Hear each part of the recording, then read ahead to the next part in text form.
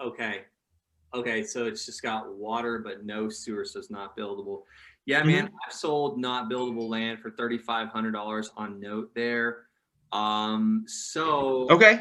I would see when this is due. This $1,500 is due when it's deed eligible, because when it becomes deed eligible, you got like a 3-month time period, and the investor that pays the back taxes can go ahead and request that deed, and it's basically a foreclosure process. So they would have to foreclose Mhm. more months. So I would see when that is due. I would have a buyer's down payment before you pay any more money to this, if possible.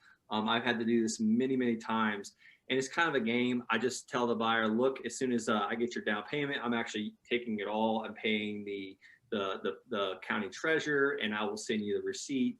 And then I say, look, this land, and I would put it in the contract for deed.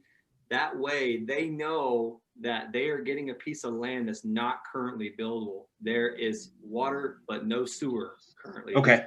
This is the best of your knowledge. You cannot guarantee this. Sure. That way, not that I've ever had anybody come back, but you want to make sure that people really understand what they're getting into, because, I mean, think about it.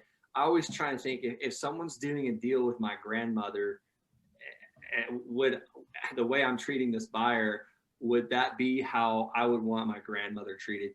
And then, at the end of the day, you really can't go wrong. And you're always going to have someone unhappy.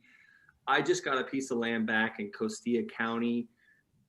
The gentleman has paid almost $1,700 on this piece of land that I paid Mhm. $1,100 for. And he wrote me a message. We sold him the land about a year ago. We used to give a 90-day money back guarantee.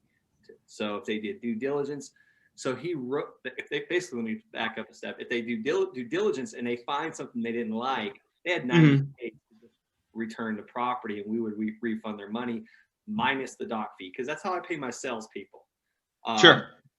so long story short, this guy paid for like a year and found out it was going to cost a lot of money to drill a well and a lot of money Mm. to get electric, and said, hey, you know what? This is just too much. I want a piece of land that's easier to build on. He didn't Mhm. want to do septic. He didn't want to do the what do you call it? The cistern, the big tank. Yeah. So he said, I'm just going to give it back to you. And I'm just like, what?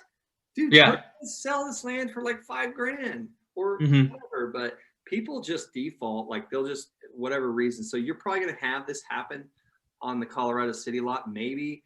I find that a lot of women like to buy these non-buildable parcels of land for investment later on. Yeah.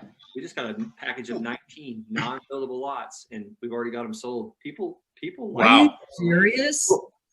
Yeah, it's up in Palmer Lake. What?